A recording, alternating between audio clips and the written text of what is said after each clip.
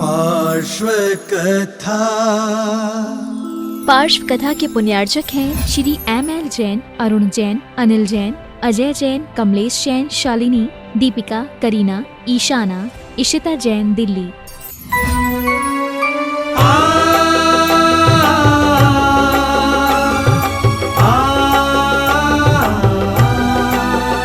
श्री पार्श्वनाथ की कथा लौकिक सुनेंगे हम सब प्राणी।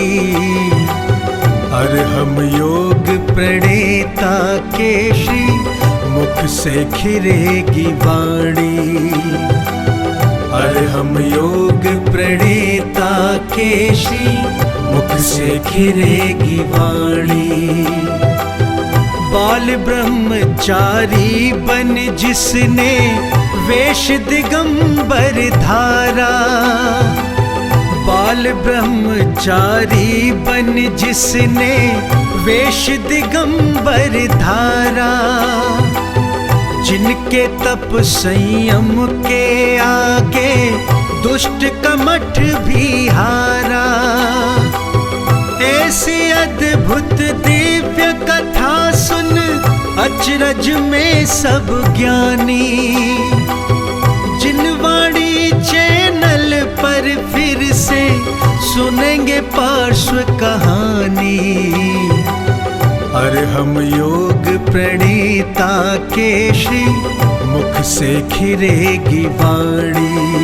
श्री पार्श्वनाथ की कथा लौकिक सुनेंगे हम सब प्राणी। अरहम योग प्रणेता के श्री मुख से खिरेगी वाणी। श्री मुख से खिरेगी वाणी। आओ श्रवण करें पार्श्व कथा। प्रश्न है, समयोचित प्रश्न है। यथास्थान बैठे हैं। ये आप गलत सोच रहे हैं कि अरहम योग का प्रचार, अरहम योग के बारे में तीर्थंकरों ने नहीं बताया या किसी ऋषि मुनियों ने नहीं बताया। अरहम योग हर तीर्थंकरों ने बताया, हर ऋषि मुनि ने बताया, हर आचार्यों ने बताया। हमें पता नहीं है कि वो कैसे बताया, किन ग्रंथों में लिखा, किस तरह से वो अरहम किया गया, कैसे वह अरहम योग हमारे सामने आया। ये सब बड़े बड़े महापुरुषों ने किया है। भगवान आदिनाथ 6 महीने तक योग लेकर के बैठे। भगवान बाहुबली की मूर्ति आज भी जो खड़ी हुई है वो हमें अरहम योगी सिखा रही है। अरहम का मतलब आपने ये नाम नया देख लिया है, लेकिन काम वही पुराना है। अरहम माने सिद्ध बनना, और योग माने उस सिद्ध बनने के लिए अपनी मन वचन काया की क्रियाएं करना। उसका नाम है अरहम योग। भगवान बाहुबली स्वामी कायोत्सर्ग की मुद्रा में खड़े हैं, सिद्ध भगवान का ध्यान कर रहे हैं और सिद्ध भगवान बन गए हैं। ये बात उन्होंने बताई, लेकिन हमने समझ नहीं पाई। उसको शब्द अगर मिला तो उसका नाम आज की भाषा में बन गया अरहम योग। अरहम माने हमें बताया था आचार्यों ने, आप रोजाना जिनवाणी में पढ़ते भी होंगे, लेकिन आपको अर्थ नहीं मालूम। अरहम इत्यक्षरम ब्रह्म वाचकम परमेष्ठिन सिद्ध चक्रस्य सद्बीजम सर्वतः प्रणमाम्यहम्। प्रतिदिन पढ़ते हैं आप। ये अरहम इति अक्षरम ब्रह्म वाचकम, ये ब्रह्म के वाचक हैं। कौन से ब्रह्म के? तो परमेष्ठी के ब्रह्म के वाचक हैं। परमेष्ठी माने सिद्ध परमेष्ठी, मुख्य रूप से सिद्ध चक्रस्य सद्बीजम, और ये उसी का बीज मंत्र है। ये हमें पढ़ाया गया तो हम सिर्फ पढ़ रहे थे, रट रहे थे, भगवान के सामने ये श्लोक बोल रहे थे। लेकिन इस श्लोक में क्या छिपा हुआ था, ये भाव आपको निकाल करके जिस पद्धति के माध्यम से दिया गया, उस पद्धति का नाम सिर्फ अरहम योग है। लेकिन भाव, ज्ञान, विचार और सारा का सारा प्रक्रिया वो सब वही है जो हमें तीर्थंकरों ने, ऋषियों मुनियों ने बताई है। भगवान बाहुबली क्या कर रहे हैं? आपने शिविर में क्या किया था? जब दोपहर की क्लास में आपको सबको एक साथ खड़ा कर दिया जाता था और कहा जाता था हिलना नहीं, वो कोई गब्बर नहीं बोल रहा था कि हिलना नहीं, नहीं तो वो कौन बोल रहा था? वो भगवान की वाणी बोल रही थी, हिलना नहीं, हिलेगा तो काय उत्सर्ग नहीं कहलाएगा।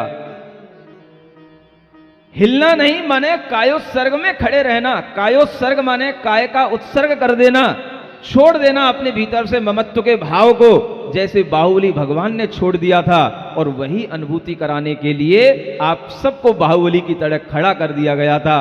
और आप आधा आधा घंटे, पौन पौन घंटे, एक एक घंटे भी खड़े रहते थे।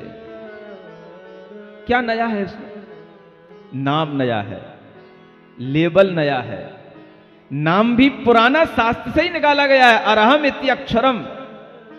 लेकिन जब आपको नए नाम के साथ में नई चीज परोसी जाती है तो आपको लगता है कि कोई नई चीज आ रही है, तो नई चीज को ग्रहण करने का भाव हर किसी का होता है। यह मानसिकता देख करके इसका नाम अरहम योग दिया गया, अन्यथा ये जैन योग ही है जो सिद्ध बनने की हमें प्रक्रिया बताता है। बहिरात्मा से अंतरात्मा और अंतरात्मा से परमात्मा बनना, अहम से अरहम की यात्रा करना इसका मोटिव है। और यही हमेशा सबको समझाया जाता है कि हम अपनी आत्मा को सिद्ध कैसे बनाएं।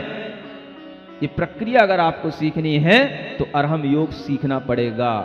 आप सीधे सीधे किसी भी चीज को सीखना नहीं चाहते तो हम भी फिर आपको उसी तरीके से सिखाने की कला जानते हैं, और ये कला भी हमें तीर्थंकरों ने ही सिखाई है। इसलिए इस कला का प्रचार करने का विचार मन में आया तो इसका नाम निकला अरहम ध्यान योग। अरहम केवल ऐसा योग नहीं है जो सामान्य से दूसरे लोग योग कर रहे हैं, आसन सिखा रहे हैं, केवल हाथ पैर चलाना सिखा रहे हैं। ध्यान योग, इसका नाम क्या है? ध्यान योग। आपको ध्यान की मूर्ति बना करके धर्म ध्यान कराना, आपको आपके अंदर से ही आपकी शक्ति का उद्घाटन कराना, ये इस अरहम ध्यान योग का उद्देश्य है। इसलिए विचार भी तीर्थंकरों से आया, ग्रंथों में उल्लेख भी भरे पड़े हैं, वो सब आपके लिए सामने निकाल करके रख दिए गए हैं। जो भी अरहम ध्यान की पुस्तकें निकली उन सब में रेफरेंस दिए हुए हैं जो प्राचीन आचार्यों ने लिखे हैं। और इस तरह से आप ये जान करके रखना कि ये अरहम ध्यान आज एक नई विधा के साथ, एक नई प्रक्रिया के साथ सामने है। और वो प्रक्रिया इतनी इंटरेस्टिंग है कि बच्चा बच्चा भी उसको पढ़ने में, बोलने में और उसको करने में आनंदित होता है। इसलिए आपको सुनने में आया कि बच्चा बोल रहा था ओम अरहम ओम अरहम ओम अरहम बोल। मरण के समय पर आत्मा शरीर को बहुत ही अशक्त और बहुत ही नश्वर महसूस करने लग जाता है। शरीर पूरा संकुचित हो जाता है, सिकुड़ जाता है, पूरा शरीर सूख सा जाता है। लेकिन आत्मा उस शरीर की इस दशा को देख करके सोचता है कि मेरा प्राण, मेरी आत्मा, मेरा ज्ञान अभी भी इस सूखे से नश्वर शरीर में भी अटका हुआ है। ये उसे महसूस होता है। मृत्यु के समय पर आत्मा के लिए उस शरीर को छोड़ना समाधि मरण के माध्यम से इसलिए आसान हो जाता है कि जब वह समाधि की भावना से उस शरीर को देख रहा है तो उस शरीर से उसे मोह नहीं है।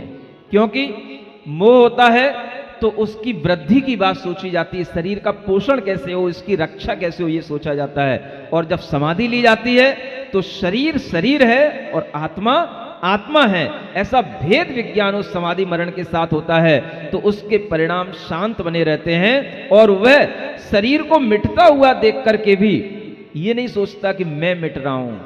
उसे अपनी अनुभूति होती है, मैं तो शाश्वत हूं, मैं नहीं मिट सकता।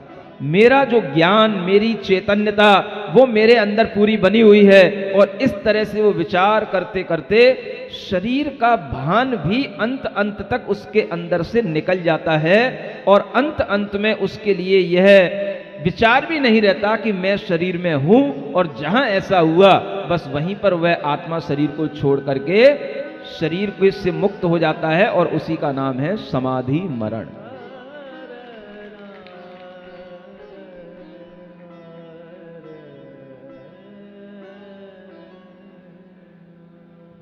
हे भगवान, नमोस्तु नमोस्तु नमोस्तु। इस जगत में यह जीव किस पाप के कारण अंधा, बहरा, गूंगा, लंगड़ा होता है? नमोस्तु। ये तो आपको आगे बताया ही जाएगा। जो यहाँ पर प्रश्न किए हैं उन सब प्रश्नों के उत्तर आपको क्रम क्रम से मिलने वाले हैं। मैं एक और नमोस्तु। वह प्रश्न कीजिए जो आपका अपना है। जो प्रश्न अभी गणधर परमेष्ठी ने पूछे हैं उनका उत्तर गणधर परमेष्ठी को मिलेगा भगवान के माध्यम से। आप अभी अपना प्रश्न पूछिए जो आपको पूछना है। हे भगवान, हम हर 10 लक्ष्मी में पढ़ते हैं संसार विष बेल नारी। मन बहुत व्यथित होता है, हम क्या करें जो हम ये नारी पर्याय का छेदन करें? हाँ, नमो। संसार विष बेल नारी नहीं, संसार में हाँ, विष बेल नारी है ना। आप तो रोजाना पढ़ते हो, मैं तो जब कभी सुनता हूँ। आपका मन व्यथित इसलिए होता है क्योंकि आप एक नारी हैं और ऐसा लगता है आपको कि शायद ये नारी का अपमान किया जा रहा है। नारी को विष बेल कहा गया। भला नारी विष की बेल कैसे हो सकती है? आप ये ध्यान रखें कि जितना भी उत्कृष्ट रूप से उपदेश होता है वो उत्कृष्ट जो मोक्ष के योग्य होते हैं उनके लिए होता है। ब्रह्मचर्य का उपदेश उत्कृष्ट रूप से अगर दिया जाएगा तो पुरुषों को लक्ष्य करके दिया जाता है क्योंकि वो मोक्ष की योग्यता धारण करते हैं। और पुरुष के लिए अगर संसार कहीं पर बसता है तो उसका संसार केवल और केवल नारी के आकर्षण में बसता है। वह संसार में रह करके अगर नारी के आकर्षण से जुड़ता है, जुड़ा रहता है, तो वह अपनी मोक्ष की साधना से भटक जाता है। एक तरफ उसे अमृत का पान करना है और एक तरफ उसके लिए यह संसार का विशेष आकर्षण होता है। तो जब वह ब्रह्मचर्य की सीढ़ी चढ़ता है तो उसे ज्ञान दिलाया जाता है कि अगर तुम्हें अमृत का पान करना है तो इस संसार की विषय वासनाओं को विष समझना, और वह विष अगर कहां रहता है तो उसके लिए एक ही चीज दिखाई देती है जो विष की आकृति के रूप में होती है। तो उसे वह सारा का सारा आकर्षण आदमी का और कहीं नहीं होता है, सिर्फ नारी में होता है। जब तक वो संसार में है नारी उसके आकर्षण का केंद्र बनती है, उसे उसमें अमृत दिखाई देता है। लेकिन जब उसे संसार से विरक्ति होती है, जब वह आत्मा की साधना करता है, ब्रह्मचर्य की साधना करता है, तो फिर उसे संसार बिल्कुल विपरीत दिखाई देता है। तो जब आत्मा में अमृत की बेल दिखाई देगी तो फिर उसे शरीर का आकर्षण विष की बेल की तरह दिखाई देगा। और वो विष की बेल कहां मिलेगी? तो वह नारी में उसके लिए मिलेगी। तो उसे कहा जाता है कि तू इसकी तरफ अब झुकना नहीं। ये उस पुरुष के लिए है जो ब्रह्मचर्य का पथिक बनकर के मोक्ष की साधना पर चल रहा है, उसके लिए नारी विष की बेल है।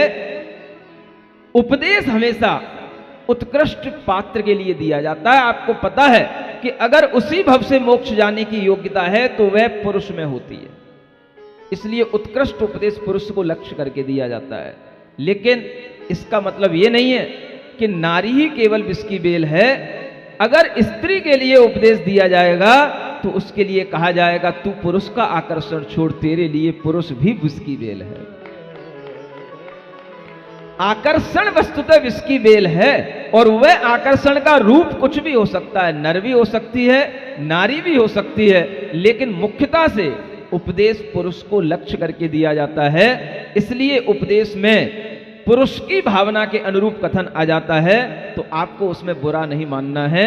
यह भी स्वीकार करना है कि वास्तव में नारी की पर्याय एक तरह से काम और वासना की ही पर्याय होती है, क्योंकि नारी ये खुद महसूस करती है अगर ऐसा नहीं होता तो वह नारी कभी भी नारी पने को छोड़ने का भाव नहीं करती और कभी भी पुरुष बनने का विचार नहीं करती। उसे ये विचार आता तभी है जब उसे इस स्त्री पर्याय की निंदता दिखाई देती है कि इसी स्त्री पर्याय के कारण से हम मोक्ष के योग्य ध्यान नहीं कर सकते, साधना नहीं कर सकते, इसीलिए वह स्त्री पर्याय का छेदन करने का विचार करती है। इसलिए जिस नारी को ये ज्ञान होता है वह नारी जानती है कि इसमें कोई बुरी बात नहीं है, वास्तव में ये पुरुष जब भी अपने मार्ग से भटकता है तो मेरी इसी सौंदर्य और कामुकता के कारण से भटकता है। इसलिए एक अच्छी नारी इस बात को जानती है तो पुरुष को भी उसके भ्रष्ट होने से बचाती है। ऐसी भी नारियां हुई हैं जिन्होंने पुरुषों को संभाला है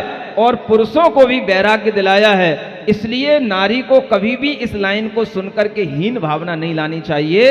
अगर नारी में सच्चा ज्ञान होगा तो वो समझेगी ये बात बिल्कुल सही है, पुरुष की अपेक्षा से लिखा गया है, तो हमें इसमें कोई भी दुर्भाव लाने की, दुर्विचार लाने की जरूरत नहीं है। ऐसा विचार करके अपने मन को संतोष देना।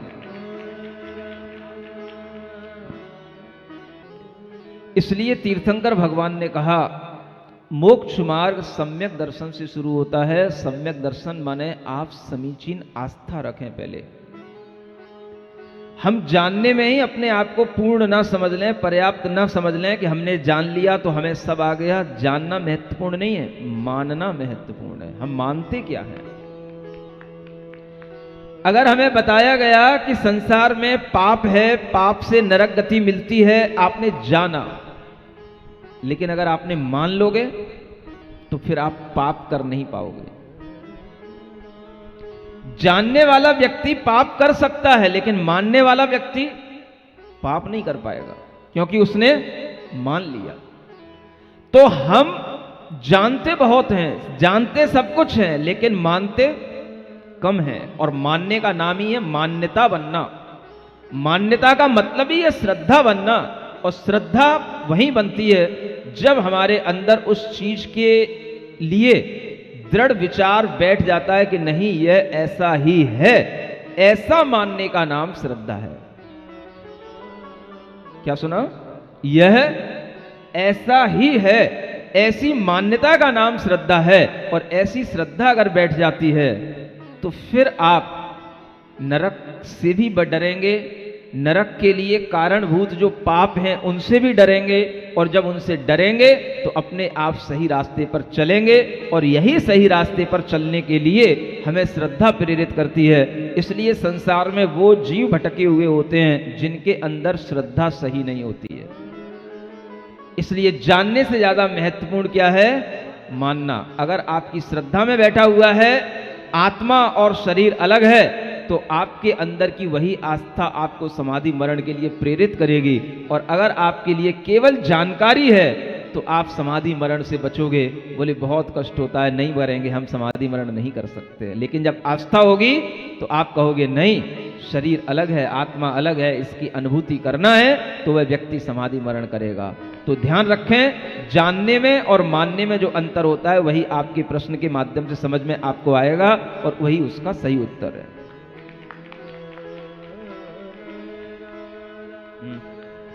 हो गया? ठीक। आगे के जो गणधर परमेष्ठी के द्वारा पूछे गए प्रश्न हैं उनका उत्तर आपको आगे क्रम से कल मिलेगा। और इस तरह से यह पार्श्व कथा का चरण अपने गति से आगे बढ़ रहा है। और धीरे धीरे जब ये समूह शरण बिखरने लगेगा तो उसके बाद में मोक्ष होगा। हम समझते हैं कि आप लोग भी ऐसी भावना रखें कि जब समूह शरण से भगवान परमेष्ठी का मोक्ष हो तभी हमारा समूह शरण में आना बंद हो, अन्यथा उससे पहले हम अपने पैरों को जरूर समूह शरण की तरफ लाएं। वही हमारे लिए कल्याणप्रद है और उसी में हमारा हित है।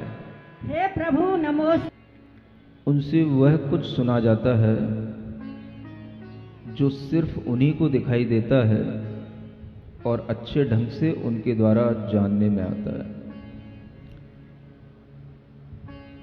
हमने सुना, हमने जाना, हमने श्रद्धा की कि तीर्थंकर भगवान सर्वज्ञ देव हैं। और सर्वज्ञ का मतलब होता है सर्वम जानाति इति सर्वज्ञ। जो सबको जानते हैं उसी को सर्वज्ञ कहते हैं। जब सबको जाना जाता है तो कुछ भी जानने योग्य पदार्थ शेष नहीं बचता, छूटता नहीं। हर पदार्थ ज्ञान का विषय बनता है। जो चीजें अनंत संख्या में होती हैं उन्हें अनंत ज्ञान के अलावा और कोई भी ज्ञान जान नहीं सकता। असंख्यात को जानने वाला ज्ञान अवधि ज्ञान और मनः परे ज्ञान होता है। तो अनंत को जानने वाला ज्ञान केवल ज्ञान होता है। ज्ञान जिस तरह का होगा उसी तरह के पदार्थ जानने में आएंगे। ये ज्ञान की शक्ति है जो वह सब पदार्थों को जान सकता है और उस ज्ञान की शक्ति के माध्यम से ही पदार्थ जिस संख्या में है, जिस रूप में है, वह उस रूप में जाने जा सकते हैं। आप जानते हैं हर चीज को नापने तौलने के अलग अलग बांट और अलग अलग तराजू होते हैं। अगर आपको सोने के छोटे छोटे से कणों को तौलना है तो उसके तराजू अलग होते हैं, और अगर आपको गेहूं और चावल तौलना है तो उसके तराजू और बांट अलग होते हैं। अगर आपको मालगाड़ी का या ट्रक का लोड उस माल को तौलना है तो उसके बांट भी अलग होते हैं। जैसी जैसी चीजें होंगी वैसे वैसे उसके मापने के साधन होते हैं और हम बनाते भी हैं। इसी तरह से जानना कि जैसे हमारे सामने ये पदार्थ होंगे, जैसे हमारे सामने दृश्य या अदृश्य पदार्थ होंगे, उसी तरह का जानने वाला अगर ज्ञान होगा तो वह उन पदार्थों को जान पाएगा। संख्यात जो हमारे सामने नंबर आते हैं उनको तो कोई भी व्यक्ति, हम और आप जान सकते हैं।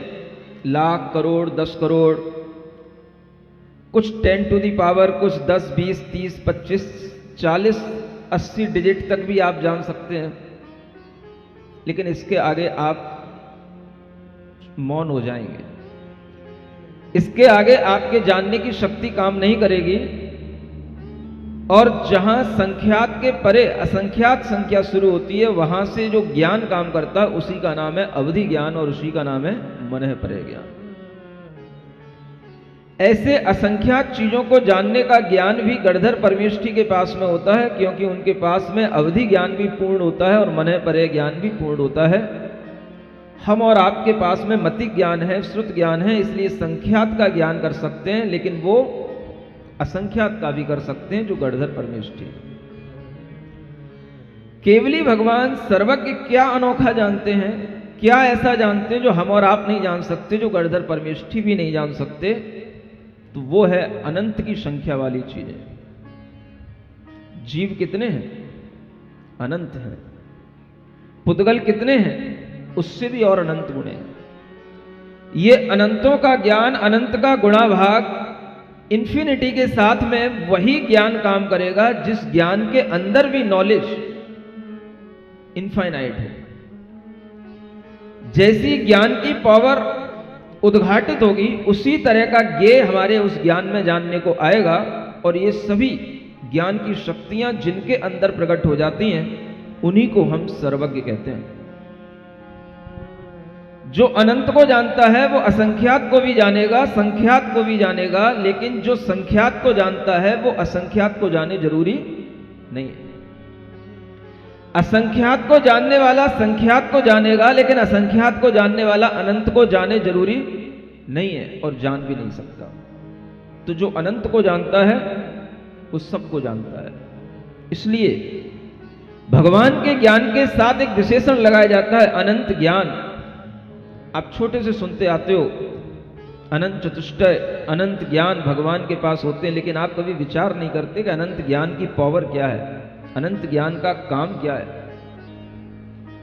वह अनंत जो किसी और के द्वारा जानने में नहीं आएगा, वो अनंत सिर्फ और सिर्फ सर्वज्ञ के द्वारा जानने में आएगा। और सर्वज्ञ वही होते हैं जिनके पास में ऐसा अनंत ज्ञान आ जाता है जिसे हम केवल ज्ञान कहते हैं। और उसी केवल ज्ञान होने के बाद में वह शरीर 5000 धनुष ऊपर उठ जाता है और सब तरह से देवों को पता पड़ जाता है कि हाँ, इस आत्मा को केवल ज्ञान हो गया है। तो वह हर तरह से आकर के भगवान का उत्सव मनाते हैं। ये सब आप देख चुके हैं, जान चुके हैं। अनंत को जानना उसी के लिए संभव है जो अदृश्य को भी जान सकता है। दुनिया में दृश्य पदार्थ भी हैं तो अदृश्य पदार्थ भी है। दृश्य तो सबको दिखाई देते हैं, हम आपको देख रहे हैं, आप हमको देख रहे हैं, आपके सामने जो कुछ भी ये मूर्तिक पदार्थ हैं वो सब दृश्यमान है, इसलिए इसको दृश्यमान जगत कहा जाता है। लेकिन अदृश्य भी बहुत कुछ होता है। आपकी बॉडी के अंदर बहुत सारे ऐसे फंक्शन हो रहे हैं जो अदृश्य हैं। हो सकता है वो किसी स्कैनिंग के माध्यम से, किसी एक्सरे मशीन के माध्यम से या किसी और बड़ी मशीन के माध्यम से जानने में आ जाए, लेकिन उससे भी परे कुछ और अदृश्य चीजें हैं जो किसी मशीन की पकड़ में नहीं आती हैं। आप सब कहते हो आत्मा, आत्मा, जीव, चेतना। कभी दिखाई देती है आत्मा? कभी दिखाई देती है चेतना? ये कैसा पदार्थ है जो हमें दिखाई नहीं देता, लेकिन हमें सुनने में आता है, मानने में आता है, ज्ञान में आता है। और इस पदार्थ को जो जान रहा है वो अदृश्य को जानने वाला है, और जो अदृश्य को जानेगा वही सर्वज्ञ कहलाने योग्य होगा। बुद्ध ने तपस्या की, अपने आप में घोषित कर दिया कि मुझे बोधि की प्राप्ति हो गई। उनके चेलों ने भी मान लिया कि बोधि की प्राप्ति हो गई, और उन्होंने उपदेश देने शुरू किए। क्या उपदेश दिए? अहिंसा के, दया के, प्रेम के, सद्भाव के ये उपदेश दिए जो सामान्य जनता को आता है। और इसी से आपका कल्याण होगा, इसी से आपके अंदर शुभ भाव आएगा, इसी से आपके लिए सुख मिलेगा, ऐसा कहकर के उन्होंने अपने आप को सर्वज्ञ घोषित कर दिया। विचार करो, क्या कोई घोषणा करने से कोई सर्वज्ञ हो जाता है?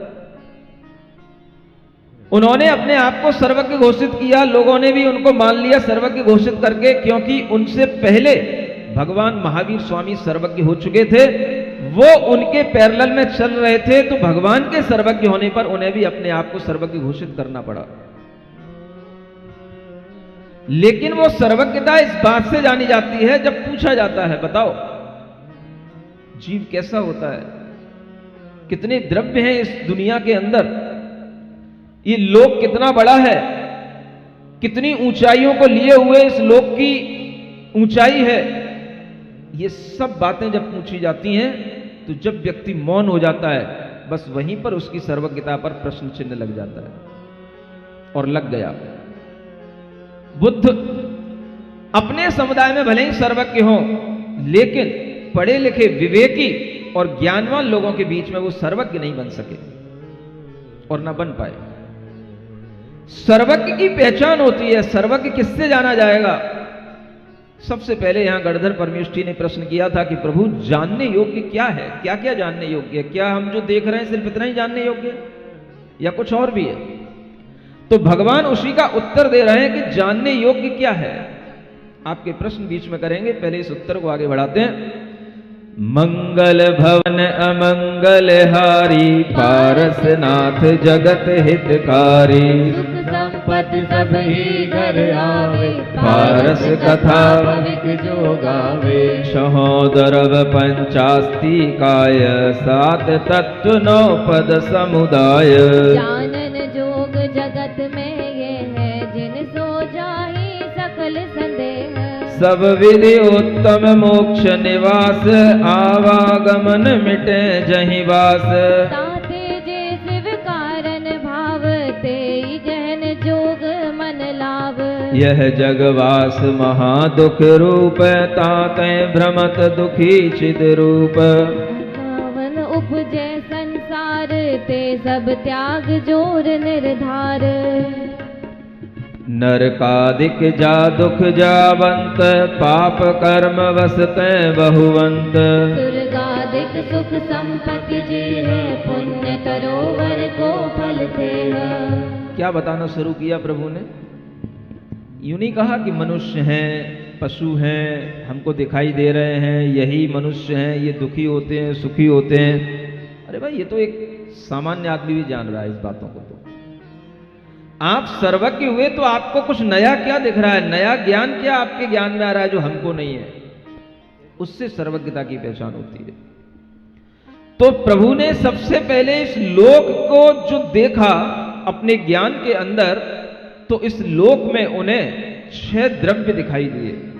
कितने? 6 द्रव्य।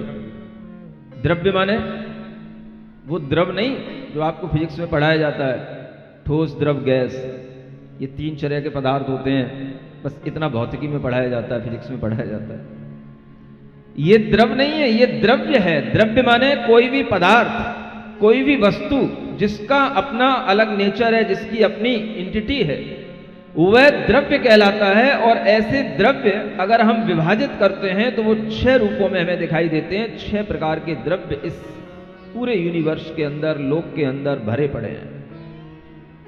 एक कहलाता है जीव द्रव्य, जिसे हम जीव कहते हैं। वो अपने आप में एक द्रव्य है, एक पदार्थ है, एक वस्तु है।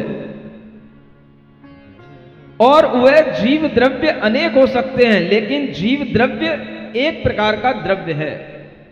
सबका जीव द्रव्य एक समान है, उसे एक द्रव्य कहा गया है।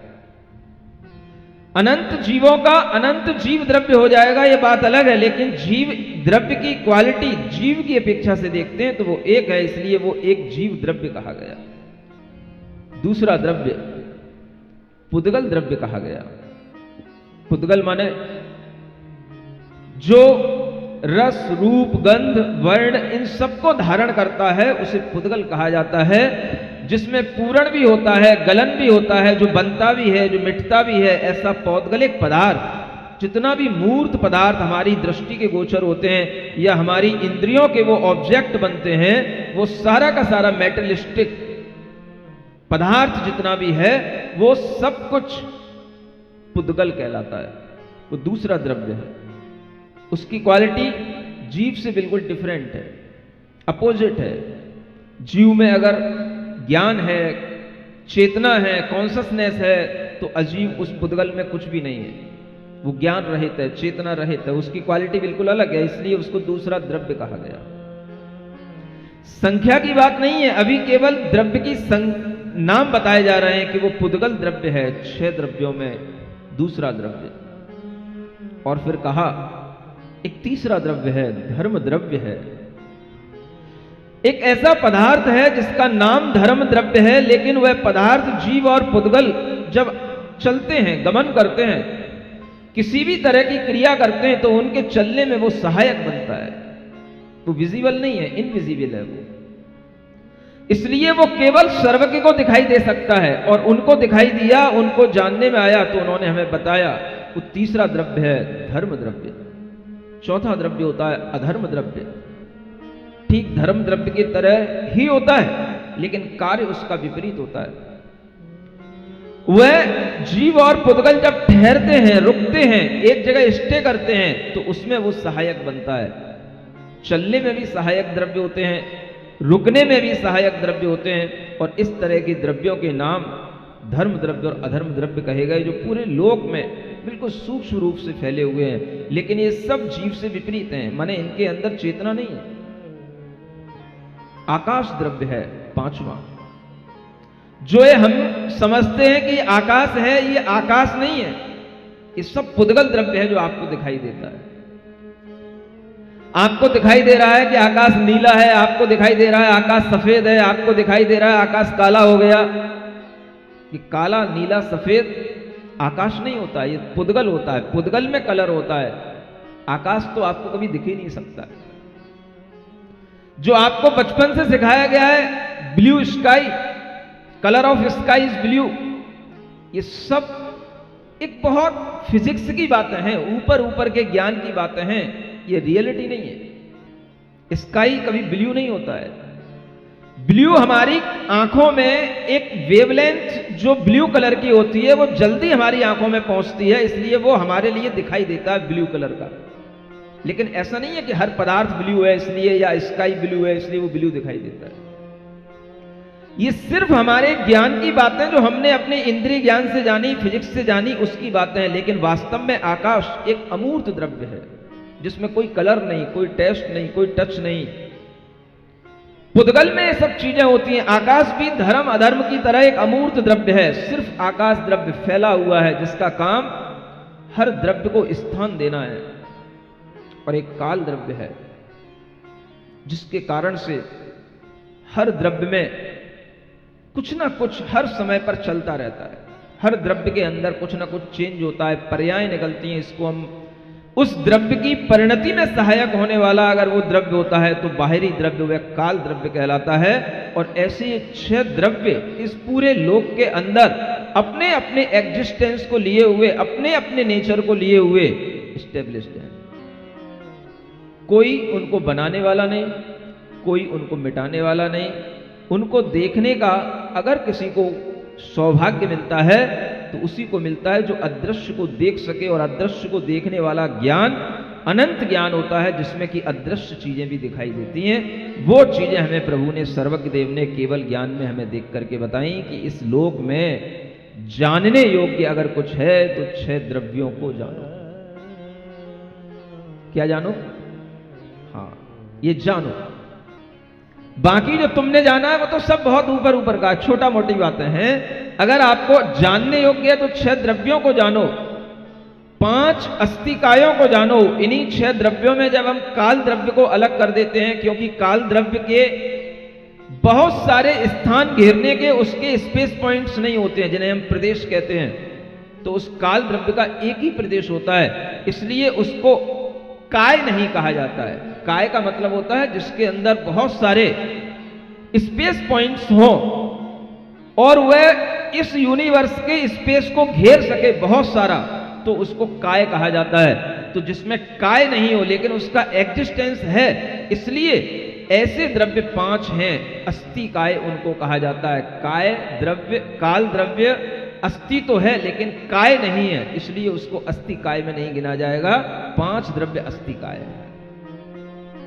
ये 6 द्रव्य, 5 अस्थि काय और फिर 7 तत्वों को भी जानो। क्या 7 तत्व हैं? जो संसार में रहने वाला जीवात्मा है, इस जीवात्मा के अंदर हमेशा कर्मों का संबंध बना हुआ है और कर्म अपने आप में एक मैटर है, एक पौद्गलिक पदार्थ है। और इसके संयोग के कारण से हमेशा जीव के अंदर ऐसे भाव आते रहते हैं जिससे वो और कर्मों को बांधता रहता है, आश्रव करता रहता है। जब ये जीव की अपनी फिलॉसफी बताई जाती है तब 7 तत्वों का दिग्दर्शन किया जाता है। जीव के अंदर क्या चल रहा है? जीव द्रव्य कर्म से बंधा है, ये उसका अजीब से संयोग हो गया, इसी के कारण से उसके अंदर आश्रव हो रहा है कर्मों का, इसी के कारण से कर्म बंध रहे हैं। और जब इन कर्मों को हम रोकते हैं तो संवर है, और इन कर्मों को थोड़ा थोड़ा नष्ट करते हैं, झड़ाते हैं, तो वो निर्जरा है। और जब इन कर्मों से पूरी मुक्ति मिल जाती है तो वो मोक्ष है। ये जीव के लिए 7 तत्व बताए गए जो जीव द्रव्य के अंदर घटित होते हैं। कोई फिजिक्स, कोई केमिस्ट्री आपको जीव चेतना के बारे में इतना सूक्ष्म ज्ञान दे नहीं सकता। इसलिए नहीं दे सकता क्योंकि इंस्ट्रूमेंट के माध्यम से सब कुछ नहीं देखा जा सकता। जो लोग आज साइंस साइंस साइंस साइंस चिल्लाते हुए बावले बने हुए हैं, वो लोग थोड़ा सा सोचने की कोशिश करें कि साइंस सारी की सारी इंस्ट्रूमेंट पर डिपेंड है, और इंस्ट्रूमेंट के अंदर इतनी पावर कभी नहीं आ सकती है कि वो इनविजिबल हर चीज को देख सके। आपके अंदर जब इतनी नॉलेज आ जाएगी तब आपको ये चीजें जानने में आएंगी। और जो चीजें सर्वज्ञ ने जानी है आज हम उनको फ्री में जान रहे हैं।